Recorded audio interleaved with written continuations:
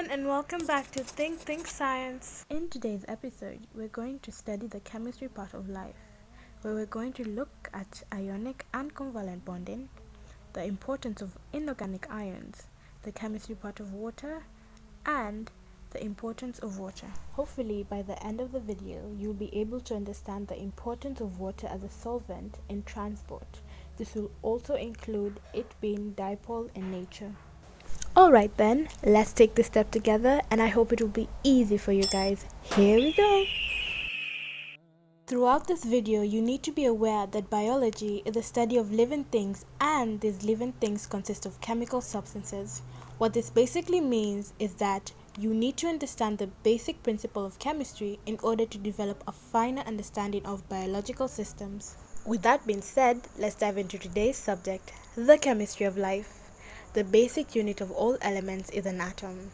An atom is made up of a nucleus. The nucleus contains equal number of positive protons and neutral neutrons and is surrounded by negative electrons which orbit around the nucleus in shells. It is desirable for an atom to have a full outer shell of electrons so it remains stable and does not react.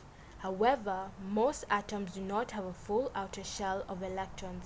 To achieve a full shell, the outermost electrons undergo a chemical reaction where these electrons are involved in changes that give the atom a stable outer shell.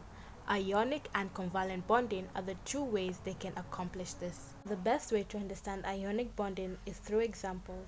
Let's take lithium and fluorine as exemplifications. You can see fluorine has an electric configuration of 2, 7, and lithium has an electric configuration of 2, 1.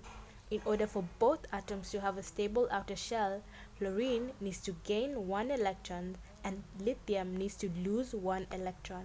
The atom lithium loses 1 electron, becoming a cation. A cation is a positive ion, while fluorine gains the electron that was lost by lithium, becoming an anion. An anion is a negative ion. Through this example, we can derive the definition of ionic bonding.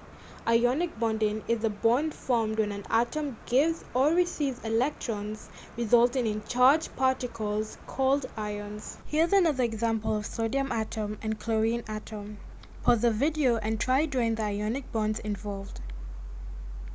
Please feel free to post your answers down below in the comment section, especially if you feel that your answer may be wrong, so that I can give you a personal correction and help you get it right. Likewise, the best way to understand covalent bonding is also through examples. Let's take oxygen and 2 hydrogen atom as exemplification.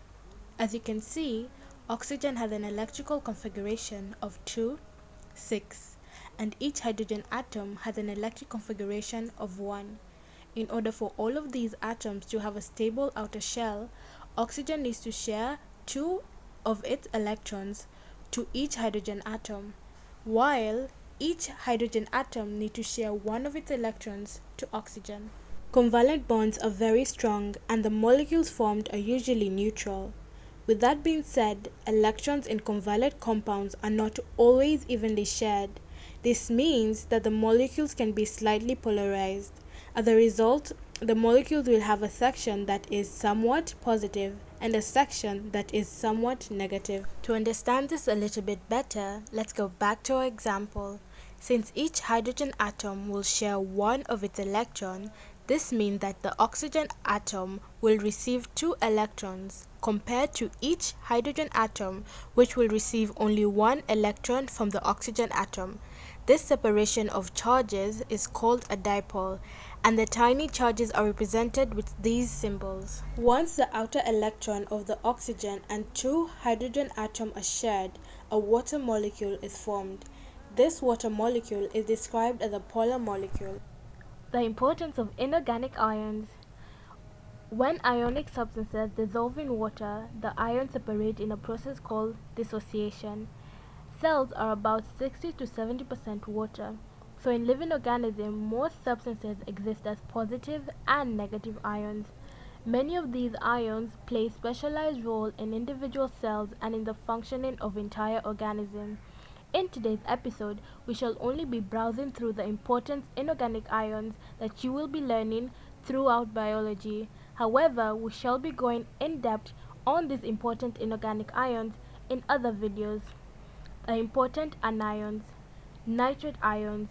These are needed in plants to make DNA and also amino acid and hence therefore proteins for the production of photosynthesis.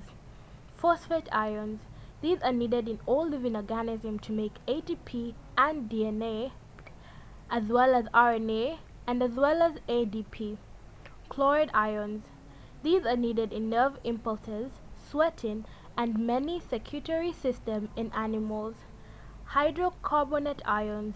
These are needed to buffer blood pH to prevent it to becoming too acidic. The important cations. Sodium ions.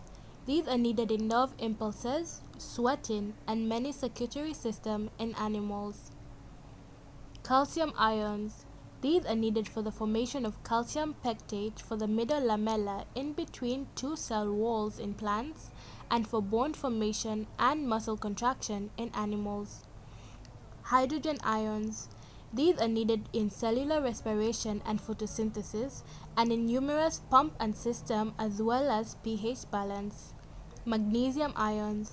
These are needed for the production of chlorophyll in plants. The chemistry of water. The simple chemical formula of water is H2O. And because the electrons are held closer to the oxygen atom than to the hydrogen atoms, the oxygen atom is negative while the hydrogen atoms are positive. The effect of the polarity of water is that water molecules form hydrogen bonds.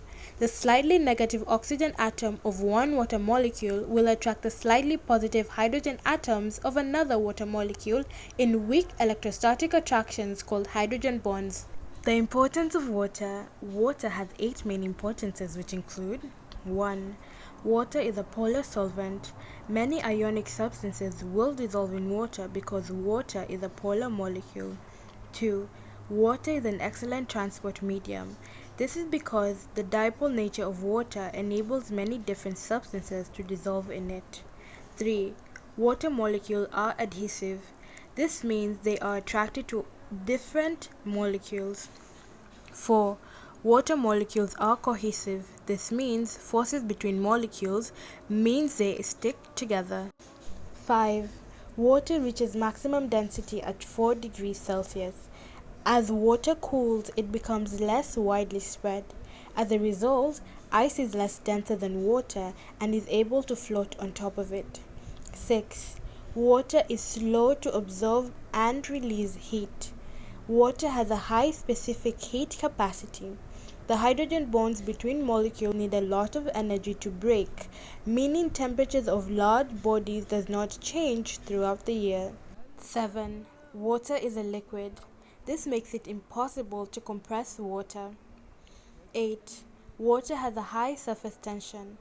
This means attraction between water molecules is greater than the attraction between water molecules and air, resulting in the water molecules holding together, forming a thin skin of surface tension. Alright, that's it. Congratulations for making it this far.